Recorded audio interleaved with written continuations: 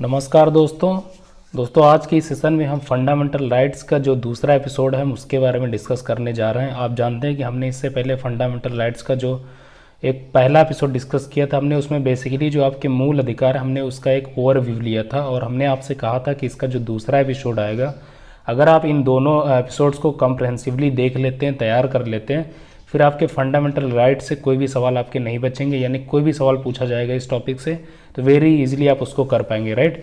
So basically आज का video बहुत इंपॉर्टेंट है क्योंकि देखेंगे आप जितने भी एग्जाम होते हैं बेसिकली वनडे एग्जाम्स, सो उसमें आप देखेंगे फैक्चुअल सवाल पूछे जाते हैं और आज के इस वीडियो में आपको बहुत सारे फैक्ट्स जानने को मिलेंगे, राइट। सो ये वीडियो बहुत इंपॉर्टेंट है, प्लीज़ इस वीडियो को पूरा जरूर देखिए। तो चलिए डिस्कस करते हैं। तो सबसे पहले आप जानते हैं फंडामेंटल राइट्स के बारे में आर्टिकल 12 से 35 तक इनकी बात की गई और इसमें जो मेन इंपॉर्टेंट है एग्जाम के पॉइंट ऑफ व्यू से हम उनको डिस्कस करेंगे, राइट, वन बाय वन। तो सबसे पहले देख रहे हैं कैटेगरी, यहाँ पर 6 प्रकार के आपके हैं फंडामेंटल राइट्स। पहला आप देख रहे हैं राइट टू इक्वलिटी, यानी जिसे आप समानता का अधिकार या समता का अधिकार कहते हैं और इसकी बात आपके संविधान के भाग 3 में अनुच्छेद 14 से 18 तक की गई, राइट। और ये आप देख सकते हैं फिगर से आप, यानी कि कानून के समक्ष सभी लोग इक्वल हैं, कोई यहाँ पर बड़ा छोटा नहीं होता, राइट, कोई भी प्रिविलेज्ड क्लास नहीं होती। सो इसमें आप देख रहे हैं आर्टिकल 14 हिंदी इंग्लिश दोनों में आपका जो भी लैंग्वेज आप वहाँ देख लेंगे उस लैंग्वेज में, राइट। और आर्टिकल 14 कहता है कि विधि की समक्ष समता एवं विधियों का समान संरक्षण, यानी कि कानून के सामने सभी लोग इक्वल होंगे, कोई वहाँ पर छोटा बड़ा नहीं होगा, राइट। और अनुच्छेद 15 कहता है कि धर्म, मूल, वंश, लिंग और जन्म स्थान के आधार पर विभेद का प्रतिषेध, यानी राज्य इन 5 तत्वों के आधार पर किसी भी प्रकार का भेद नहीं करेगा, राइट। लेकिन आप देखेंगे कि कुछ जो कमज़ोर लोग होते हैं जिन्हें आप अल्पसंख्यक वर्ग कहते हैं या वीमेंस हो गए, राइट, या जो दबे कुचले वर्ग के लोग हैं, इनके लिए जो राज्य कुछ विशेष प्रावधान कर सकता है तो उसको आप ये नहीं कहेंगे कि हमारे आर्टिकल 15 का ये उल्लंघन है, राइट। नेक्स्ट आर्टिकल 16 आप देख रहे हैं, आर्टिकल 16 बात करता है कि लोक नियोजन के विषय में अवसर की समानता, राइट। लोक नियोजन का मतलब बेसिकली ये समझ सकते हैं कि सरकारी नौकरी में, राइट, सरकारी नौकरी में आपको इक्वल अपॉर्चुनिटी मिलेगी और ये आपकी बात करता है आर्टिकल 16, राइट। और आर्टिकल 16 के ही तहत आप देखते हैं बेसिकली आरक्षण का प्रावधान किया गया, राइट। और आरक्षण का मतलब होता है ये एक सकारात्मक चीज़ होती है, राइट, आरक्षण। आप इसको ये नहीं कह सकते कि आरक्षण हमारे फंडामेंटल राइट्स को वायलेट कर रहा है, इस वजह से आप सुप्रीम कोर्ट या रेस्पेक्टिव हाई कोर्ट जाएंगे, राइट, क्योंकि इसके बारे में सुप्रीम कोर्ट ने खुद ही कहा अगर ये अनकॉन्स्टिट्यूशनल होती चीज़ आरक्षण यानी कि असंवैधानिक होता तो अब तक सुप्रीम कोर्ट ने इसको असंवैधानिक घोषित कर दिया होता, राइट। तो आरक्षण आपका सकारात्मक चीज़ है, इसलिए जो आपका सुप्रीम कोर्ट है उसने इसके बारे में खुद ही वर्डिक्ट दिए कि ये पॉजिटिव डिस्क्रिमिनेशन है, राइट। तो इसके बारे में आप ये नहीं कह सकते कि इसको प्लीज इससे हमारे राइट्स वायलेट हो रहे हैं, राइट, ये चीज़। नेक्स्ट आर्टिकल 17 आपकी बात करता है अनटचेबिलिटी आपके यहाँ नहीं होगी, यानी अस्पृश्यता का अंत और उसका आचरण निषेध, ये अनुच्छेद 17 में बात की है।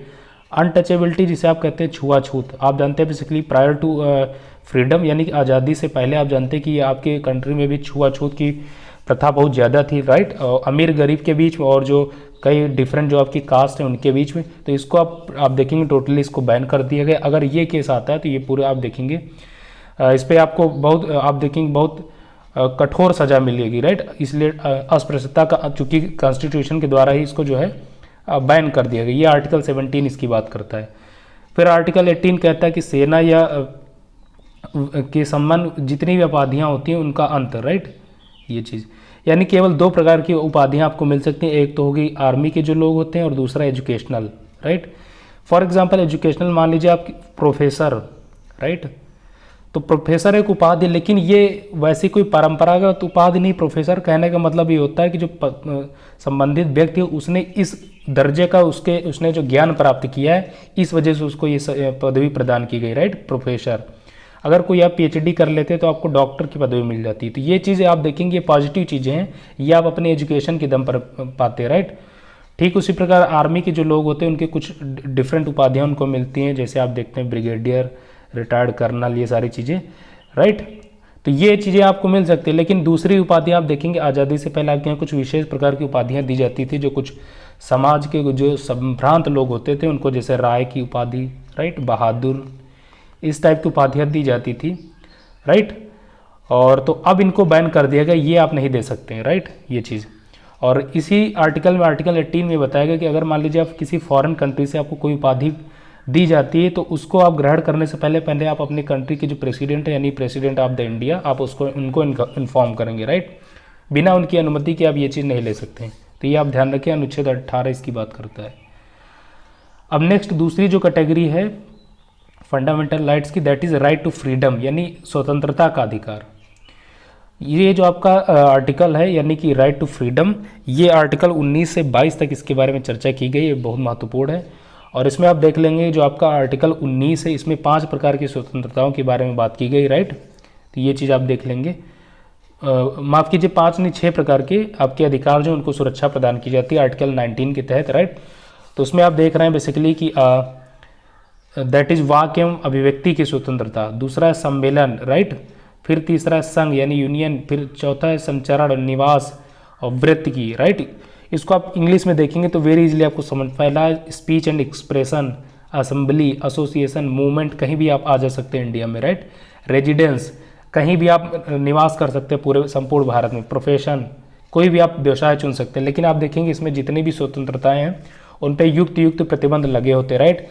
प्रोफेशन का मतलब आप कोई भी प्रोफेशन चुन सकते हैं, इसका मतलब ये नहीं कि आप वैसे प्रोफेशन जो इंडिया की यूनिटी एंड इंटीग्रिटी के लिए, इंटीग्रिटी को चैलेंज करे या भारत की जो संप्रभुता उसके लिए खतरा पैदा करे, आप वैसे व्यवसाय नहीं कर सकते, राइट। फॉर एग्जांपल आप देखेंगे वैश्यावृत्ति पर इसी वजह से प्रतिबंध लगाया गया। आप ये नहीं कर सकते कि आप कोई विस्फोटक पदार्थ बनाएंगे, राइट, ये चीज़ें। आप रेजिडेंस आप कहीं भी रह सकते हैं, लेकिन आप ये नहीं कहेंगे कि जो भारत में जो दूतावास है आप कहेंगे कि हम इसके सामने घर लेंगे, ये परमिसिबल नहीं, राइट, ये चीज़ ध्यान रखेंगे। तो ये है युक्त प्रतिबंध। दूसरा आप देख रहे हैं कि ये आपका आर्टिकल 19 है। फिर आर्टिकल 20 क्या कहता है? आर्टिकल 20 में आप देखें अपराधों के लिए दोष सिद्धि के संबंध में संरक्षण, राइट, ये चीज़ यानी protection in respect of conviction for offences. इसमें बेसिकली ये कहा जाता है कि किसी आपको किसी पार्टिकुलर एक अपराध के लिए एक बार से अधिक सजा नहीं दी जा सकती, राइट। तो ये आपके संविधान में इसके बारे में बात की जाती है। तो ये आपका आर्टिकल 20 आप ध्यान रखेंगे। और सबसे ज़्यादा इंपॉर्टेंट है इस वाले कैटेगरी से, दैट इज़ आर्टिकल 21, और ये बात करता है प्राण एवं दैहिक स्वतंत्रता का संरक्षण, ये चीज़, राइट, यानी राइट टू इसमें आप देखें right protection of life and personal liberty, ये चीज़ बहुत इंपॉर्टेंट आर्टिकल 21। और आप देखेंगे सुप्रीम कोर्ट के डिफरेंट वर्डिक्ट से इसका जो स्कोप है बहुत ज़्यादा वाइड हो चुका है, राइट। और राइट टू मैरिज और राइट टू आप देखेंगे peaceful life, right to sleeping, right, ये जितने भी आर्टिकल्स के बारे में चर्चा की गई है ये सभी के सभी फॉलो करते हैं अंडर आर्टिकल 21। तो आप इनको ध्यान रखेंगे, राइट। नेक्स्ट आप देख रहे हैं, और बेसिकली जो इसमें आप देख रहे हैं ये थोड़ा गलत हो गया, 21 नहीं, यहाँ पर 21A है, राइट। तो अनुच्छेद 21A में कहा गया प्रारंभिक शिक्षा का अधिकार, ये जो आपके 6 से 14 वर्ष के बच्चे होते हैं उनके लिए। तो ये आप ध्यान रखेंगे, आर्टिकल 21A में इसकी बात की गई, राइट। और अनुच्छेद 22 में बात की गई कि कुछ दशाओं में गिरफ्तारी और निरोध के संरक्षण, यानी आप देखेंगे प्रिवेंटिव डिटेंशन के बारे में इसमें बात की जाती है, राइट। तो अनुच्छेद 22 ये है। अब तीसरी कैटेगरी जो है हमारी, that is right against exploitation, यानी शोषण के विरुद्ध अधिकार, ये। तो इसमें आप देख लेंगे अनुच्छेद 23 कहता है कि बलात् श्रम का प्रतिशोध, राइट, यानी कि prohibition of traffic in human beings in forced labour, यानी कि जो जबरन आपसे श्रम करवाया जाता है। बेसिकली आप देखेंगे कई सारे स्टेट्स में या कई सारे आप देखेंगे इंडिया के डिफरेंट पार्ट्स में, रीजन में बच्चों से जबरन श्रम करा लिया जाता है, राइट। तो ये आप अनकॉन्स्टिट्यूशनल है। अगर इसका केस पाया जाता है तो आपको कठोर से कठोर आपको सजा मिलेगी, राइट। और कई बार आप देखेंगे नॉन कॉग्निजेबल भी होती है, राइट। तो आप ध्यान रखेंगे। आर्टिकल 24 आप देखेंगे कारखानों आदि में बच्चों के नियोजन का प्रतिषेध, ये चीज़, यानी कि आप देखेंगे prohibition of employment of children in factories में बच्चों का जो है एम्प्लॉयमेंट नहीं किया जा सकता, राइट। किस आयु के? 6 to 14 आयु के, राइट, ये चीज़। और अगर आपका कोई पार्टिकुलर आपका खुद का बिजनेस है तो वहाँ पर आप अपने बच्चे को काम पर रख सकते हैं, राइट। लेकिन आप देखेंगे अगर वो कोई फैक्ट्री है तो वहाँ पर आप नहीं भेज सकते, तो ये अनकॉन्स्टिट्यूशनल होता है। तो आप ध्यान रखेंगे आर्टिकल 24। अनुच्छेद 23 और 24 किससे रिलेटेड है? तो शोषण के विरुद्ध अधिकार से, तो आप ध्यान रखेंगे, राइट। नेक्स्ट जो कैटेगरी है that is right to freedom of religion, यानी कि किसी आपको धर्म चुनने की स्वतंत्रता है, यानी धर्म की स्वतंत्रता का अधिकार। ये आर्टिकल 25 से 28 तक इसके बारे में बात की गई है, राइट। तो आपका जो ये आर्टिकल 25 है, ये 25 क्या कहता है कि अंतःकरण की और धर्म के अबाध रूप से मान्य आचरण और प्रचार करने की स्वतंत्रता। यानी आपका जो भी धर्म होगा आप उसको आप किसी भी बिना बाधा के उसको आप मान सकते हो, फॉलो कर सकते हो, उसको व्यवहार में ला सकते हैं, राइट। और ना सिर्फ व्यवहार में ला सकते हैं, आप उसका प्रचार भी कर सकते हैं। ये आर्टिकल 25 इसकी गारंटी देता है, तो आप ध्यान रखेंगे, राइट। आर्टिकल 26 किस चीज़ की बात करता है कि धार्मिक कार्यों के प्रबंध की स्वतंत्रता, यानी कि आपके जितने भी रिलीजियस वर्क होते हैं आप उनको मैनेज कर सकते हैं बिना किसी बाधा के, राइट। तो ये आर्टिकल 26 आप ध्यान रखेंगे। नेक्स्ट आप देख रहे हैं आर्टिकल 27, दैट इज किसी धर्म की अभिवृद्धि के लिए करों के संदाय के बारे में स्वतंत्रता। यानी आप देखेंगे freedom from payment of taxes for promotion any religion. यदि आप चाहते हैं कि आप किसी भी पार्टिकुलर रिलीजन को आप प्रमोट करना चाहते हैं तो उसको आप उसके लिए आप कुछ विशेष कार्य कर सकते हैं, तो इसमें कोई बाधा नहीं होती है, राइट। लेकिन आप देखेंगे राज्य ये नहीं कर सकता है, राइट, किसी भी धर्म के लिए, किसी पार्टिकुलर एक धर्म के लिए। तो ये आप ध्यान रखेंगे आर्टिकल 27। फिर नेक्स्ट आप देख रहे हैं आर्टिकल 28, दैट इज कुछ शिक्षा संस्थानों में धार्मिक शिक्षा या धार्मिक उपासना में उपस्थित होने के बारे में स्वतंत्रता। यानी आर्टिकल 28 क्या बात करता है कि freedom from attending religious instruction और worship in certain educational institutions. यानी मान लीजिए, इसको उदाहरण से आप ऐसे समझिए, मान लीजिए कोई एक ऐसा इंस्टीट्यूशन है, एजुकेशनल इंस्टीट्यूशन, जहाँ पार्टिकुलर किसी एक विशेष धर्म के बारे में शिक्षा दी जाती है, राइट। और मान लीजिए वो एक प्राइवेट इंस्टीट्यूशन है, गवर्नमेंट इंस्टीट्यूशन में तो ये पॉसिबल ही नहीं कि किसी एक विशेष धर्म के बारे में शिक्षा दी जाए, राइट। और मान लीजिए अगर कोई प्राइवेट इंस्टीट्यूशन है, मान लीजिए किसी माइनॉरिटीज़ ने वो इस्टेब्लिश किया है, तो वो अपने रिलीजन के लिए तो एजुकेशन दे सकती है, राइट। लेकिन मान लीजिए वहाँ पर किसी दूसरे रिलीजन के स्टूडेंट स्टडी करते हैं। फॉर एग्जांपल आप ऐसे समझिए कि मान लीजिए कोई एक मुस्लिम एक ऐसा विद्यालय जहाँ पर आप देखेंगे कि जो मुस्लिम एजुकेशन को बारे में उन्हें शिक्षा दी जाती है, राइट। और मान लीजिए वहाँ किसी दूसरी कम्युनिटी, दूसरे रिलीजन के बच्चे पढ़ते हैं, मान लीजिए हिंदू के, राइट। तो वो जो इंस्टीट्यूशन है, यानी कि जो विद्यालय, वो ये इनको बाध्य नहीं कर सकता इन बच्चों को, दूसरी कम्युनिटी वाले, दूसरे रीजन वाले स्टूडेंट्स को, कि उनकी जो चीज़ें हैं उनको फॉलो ही करें। अगर ये बच्चे चाहते हैं कि हम इनको नहीं फॉलो करना चाहते, तो वो बिना किसी दुविधा के उनको जो है मानने से अस्वीकार कर सकते हैं, राइट। तो यही चीज़ें आप ध्यान रखेंगे, आर्टिकल 28 में इसके बारे में बात की जाती है, राइट। नेक्स्ट आप देख रहे हैं जो कैटेगरी है, that is cultural and education rights, संस्कृति और शिक्षा संबंधी अधिकार। इसमें जो है आर्टिकल 19 एंड 30 के बारे में बात की गई है। आर्टिकल 29 में आप देख रहे हैं कि अल्पसंख्यकों की भाषा, लिपि और संस्कृति की सुरक्षा। यानी राज्य जो है, जितने भी माइनॉरिटीज होती है, माइनॉरिटीज चाहे फिर वो भाषाई अल्पसंख्यक हों या धार्मिक रूप से, राइट, इन दोनों की आप देखेंगे उनकी भाषा और उनकी लिपि यानी स्क्रिप्ट और उनकी कल्चर जो होती है, उनकी सुरक्षा के लिए विशेष प्रावधान करेगी। ये राज्य आपको गारंटी देगा, ये चूंकि ये संविधान में इसके बारे में चर्चा की गई, आर्टिकल 29 में इसके बारे में बात की गई, आप ध्यान रखेंगे, राइट। और तीसरा इसका नेक्स्ट आप देख रहे हैं, दैट इज आर्टिकल 30। और आर्टिकल 30 में बात की जाती है कि शिक्षा संस्थानों की स्थापना, प्रशासन करने का अल्पसंख्यक वर्गों का अधिकार। यानी कि जो आपके माइनॉरिटीज़ कम्युनिटी के लोग होते हैं, वो अपनी पार्टिकुलर जो उनकी शिक्षा संस्थान होते हैं, एजुकेशनल इंस्टीट्यूशंस होते हैं, उनकी स्थापना कर सकते हैं। और ना सिर्फ स्थापना कर सकते हैं बल्कि उनका एडमिनिस्ट्रेशन भी अपने अकॉर्डिंग कर सकते हैं, राइट। तो ये चीज़ आपको जो है संविधान आपको प्रोटेक्शन देता है इस बारे में, आर्टिकल 30 में इसके बारे में बात की गई, राइट। तो आप ध्यान रखेंगे। नेक्स्ट है दैट इज, आप जानते हैं इससे पहले आपके कुल 7 कैटेगरी हुआ करती थी, और जो इसका नेक्स्ट होता था वो होता आर्टिकल 31, 31वां था, राइट। और ये संपत्ति का अधिकार था, लेकिन आप देखेंगे इसे जो है फंडामेंटल राइट से एबॉलिश करके इसे एक लीगल राइट बना दिया गया है। इसे हम आगे चर्चा करेंगे, राइट। सो यहाँ पर आप देख रहे हैं जो नेक्स्ट आया आपका, दैट इज आर्टिकल 32 यानी राइट टू कॉन्स्टिट्यूशनल रेमेडीज, संवैधानिक उपचारों का अधिकार। ये आपका जो है एक फंडामेंटल राइट्स, और ये सबसे ज़्यादा इंपॉर्टेंट है, राइट, ये चीज़। इसमें बेसिकली आप देख रहे हैं दैट इज मूल अधिकारों को प्रवर्तित कराने के लिए उच्चतम न्यायालय जाने का अधिकार। मान लीजिए आपके अगर कोई फंडामेंटल राइट्स हैं वो इन्फ्रिंज्ड होते हैं यानी वायलेट होते हैं, तो आप उनको जो उनकी रेमेडीज़ के लिए, उनके उपचार के लिए, उनके प्रोटेक्शन के लिए आप डायरेक्टली सुप्रीम कोर्ट जा सकते हैं। ये आपके आर्टिकल 32 इस बारे में बात करता है, राइट। और फिर आप देखेंगे जो सुप्रीम कोर्ट है वो इन 5 जो आपकी रिट होती है इनका प्रयोग करके आपके फंडामेंटल राइट्स को प्रोटेक्ट करता है। दैट इज बंदी प्रत्यक्षीकरण, परमादेश, प्रतिषेध, उत्प्रेषण, अधिकार परीक्षा, राइट, ये चीज़।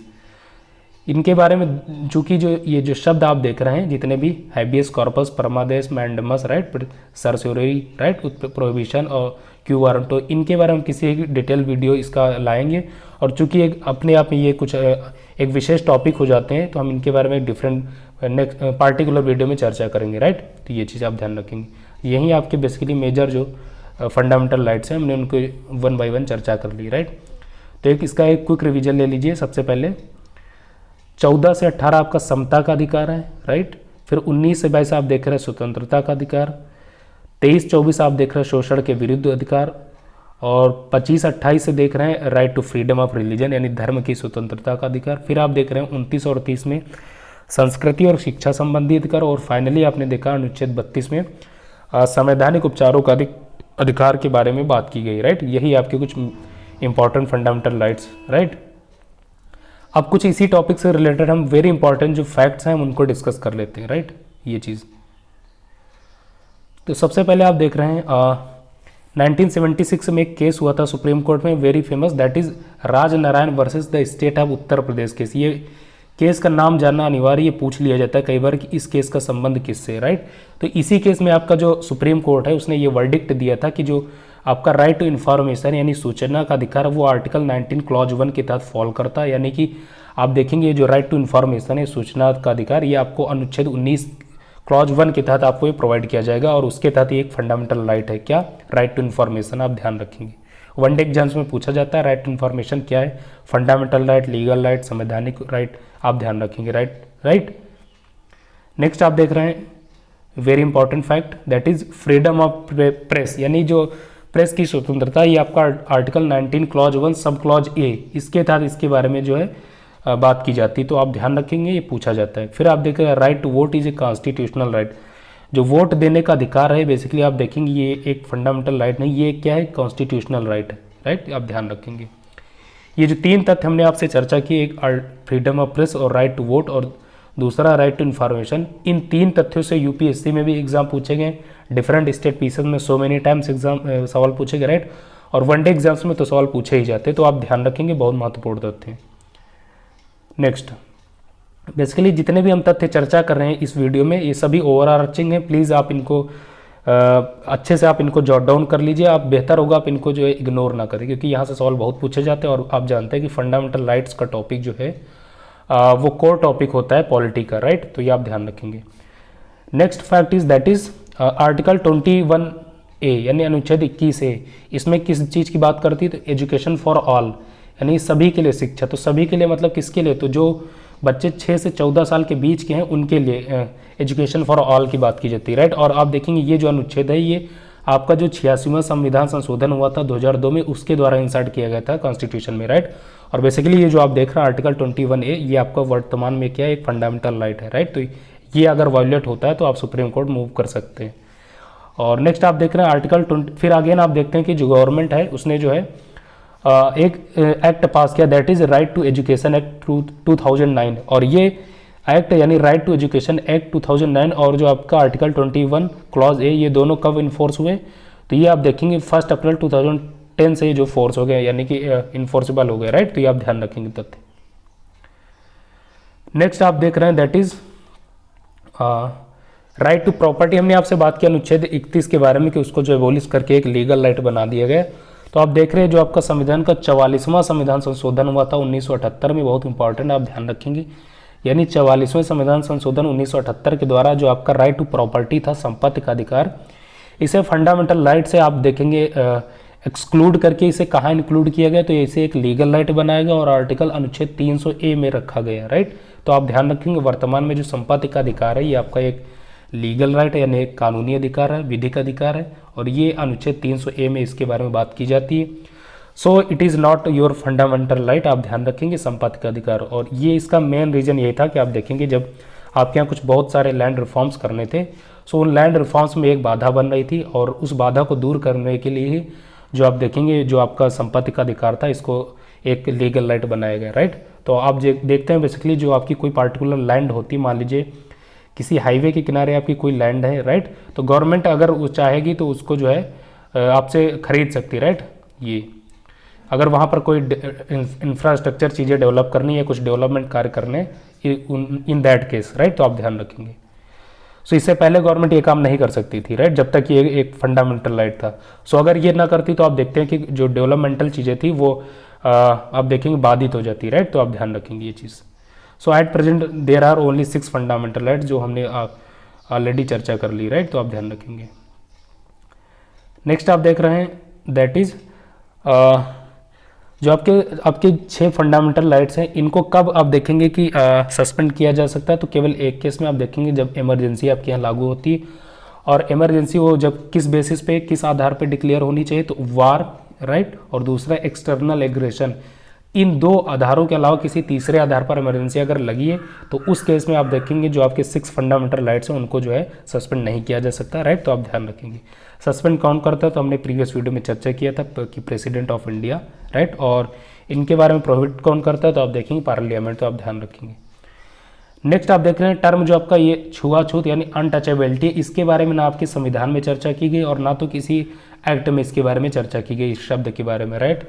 दोस्तों ये जो तथ्य है यानी जो हमने लिखा term untouchability has not been defined in either in the constitution और इन द एक्ट।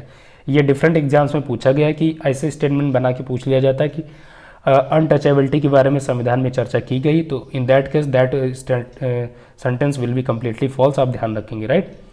नेक्स्ट आप देख रहे हैं आर्टिकल 13, अनुच्छेद 13 क्या बात करता है। अनुच्छेद 13 ये कहता है कि अगर कोई भी आप देखें article 13 declare that all laws that are inconsistent with और in derogation of any of the fundamental right shall be null and void. ये आप ध्यान रखेंगे, राइट। यानी अगर आपका कोई भी एक्ट या कोई भी लॉ फंडामेंटल राइट्स को वायलेट करता है या उसे इन्फ्रिंज करता है, तो आप देखेंगे वो जो आपका एक्ट है पार्टिकुलर वो उस सीमा तक आप देखेंगे नल एंड वाइड हो जाएगा जिस सीमा तक वो फंडामेंटल राइट्स को आप देखेंगे क्या करता है, इन वायलेट करेगा, राइट। तो आप ध्यान रखेंगे। इन अदर वर्ड सिंपली आप ऐसे समझ सकते हैं कि यहाँ पर ये जो आर्टिकल 13 ये आपकी जो सुप्रीम कोर्ट है, सुप्रीम कोर्ट और हाई कोर्ट, उसको ये पावर दी है, कौन सी पावर, जुडिशियल रिव्यू की, राइट। जुडिशियल रिव्यू, इसमें होता क्या है कि जुडिशियल रिव्यू के द्वारा जो कोर्ट है, सुप्रीम कोर्ट और हाई कोर्ट, वो ये तय करते कि अगर कोई लॉ, कोई कानून यदि अनकॉन्स्टिट्यूशनल है तो यानी कि फंडामेंटल राइट्स को वायोलेट करता है या वो संवैधानिक नहीं है, तो ये दोनों जो कोर्ट्स हैं उसको अनकॉन्स्टिट्यूशनल डिक्लेयर कर सकती है। ये आपका आर्टिकल 13 जो है कोर्ट्स को ये पावर देता है, ये अथॉरिटी देता है, राइट। तो जुडिशियल रिव्यू की अगर सोर्स पूछा जाए किस आर्टिकल से निकलता है तो आप बताएंगे अनुच्छेद 13 से। आप ध्यान रखेंगे, राइट। ये हमने बताया कि चाहे वो सुप्रीम कोर्ट हो आर्टिकल 32 के तहत और हाई कोर्ट है आर्टिकल 226 के तहत, राइट। ये आप ध्यान रखेंगे। अनुच्छेद 32 के तहत अगर आपके फंडामेंटल राइट्स वायलेट होते तो आप डायरेक्टली सुप्रीम कोर्ट मूव कर सकते हैं, और अनुच्छेद 226 के तहत आपके जो फंडामेंटल राइट्स वायलेट होते तो आप डायरेक्टली हाई कोर्ट जो है मूव कर सकते हैं। तो आप ध्यान रखेंगे ये चीज़। फिर इसमें आप देख रहे हैं कि when fundamental rights of the citizen are violated, अगर किसी भी सिटीजन के फंडामेंटल राइट्स वायलेट होते हैं तो वो व्यक्ति चाहे तो हाई कोर्ट जा सकता है डायरेक्टली और चाहे तो सुप्रीम कोर्ट जा सकता है directly, right. Supreme court article 32 के तहत जा सकता है और हाई कोर्ट जा सकता है आर्टिकल 226 के तहत, राइट। और इसमें जो आपका सुप्रीम कोर्ट है उसने ये कहा है कि बेसिकली अगर आपके पास जो इसकी रेमेडी है यानी इसका जो रिलीफ है वो हाई कोर्ट के द्वारा अगर अवेलेबल कराया जाता है तो आपको बेहतर होगा कि किस तथाकथित जो व्यक्ति उसे सबसे पहले हाई कोर्ट जो है मूव करना चाहिए। आप ध्यान रखें यहाँ शुड की बात की गई, कंपलसरी नहीं। अगर ऐसा भी है, अगर मान लीजिए आपके फंडामेंटल राइट्स वायलेट होते हैं और हाई कोर्ट के पास उसका रिलीफ है, राइट, तो अगर आप चाहते हैं कि आप हाई कोर्ट नहीं जाना चाहते तो आप डायरेक्टली सुप्रीम कोर्ट जा सकते हैं, इसमें कोई इशू नहीं और सुप्रीम कोर्ट आपका केस सुनेगी, राइट। लेकिन सुप्रीम कोर्ट ने वर्डिक्ट दिया कि अगर हाई कोर्ट के पास अगर केस उसके जो रिलीफ है उस केस का, तो सबसे पहले हाई कोर्ट के पास मूव करना चाहिए। शुड आप ध्यान रखेंगे, शुड इंपॉर्टेंट है, राइट। और ऐसा इस वजह से क्योंकि जो सुप्रीम कोर्ट है उसके पास आप जानते हैं ऑलरेडी बर्डन बहुत ज़्यादा होता है क्योंकि संपूर्ण इंडिया के केसेस वो देखता है, राइट। तो उस बर्डन को कम करने के लिए ही ये बात की गई है, राइट। तो आप ध्यान रखेंगे। सो फ्रेंड्स, इस वीडियो में यानी आज के फंडामेंटल राइट्स वाले टॉपिक के तहत हमने आपसे बताया कि कुछ हमने इंपॉर्टेंट फैक्ट्स, कुछ वेरी ओवर आर्चिंग फैक्ट्स के बारे में चर्चा की। और आई होप कि अगर आपने इन दोनों वीडियोस को यानी कि जो हमने पहला एपिसोड डिस्कस किया था फंडामेंटल राइट्स का और जो आज वाला ये वीडियो है फंडामेंटल राइट्स का एपिसोड नंबर 2, अगर इन दोनों वीडियो को आपने कॉम्प्रिहेंसिवली देख लिया और समझ लिया है सो आई होप कि आपकी कोई डाउट्स नहीं बचेंगे रिगार्डिंग टू फंडामेंटल राइट्स। और इन फ्यूचर अगर एग्जाम्स में सवाल पूछे जाएंगे, एग्जाम कोई भी हो, चाहे यूपीएससी का एग्जाम हो, डिफरेंट स्टेट पीसीएस का एग्जाम हो, इवन कोई वनडे एग्जाम हो, तो वेरी इजीली आप उन सवाल को टैकल कर पाएंगे अगर आपने इन दोनों वीडियोज़ को किया। तो आप देखेंगे खुद में आप में जो आप एक अलग प्रकार का आपने एक कॉन्फिडेंस महसूस किया होगा, राइट, वो बिल्ड हो गया होगा आप में, राइट। सो फ्रेंड्स, इस वीडियो को लाइक करें, शेयर करें। अगर आपने चैनल पर पहली बार विजिट किया तो चैनल को सब्सक्राइब अवश्य करें। तो दोस्तों, इन्हीं शब्दों के साथ उपसंहार करना चाहता हूँ। मिलेंगे नेक्स्ट वीडियो में, तब तक के लिए बाय बाय, नमस्कार, जय हिंद।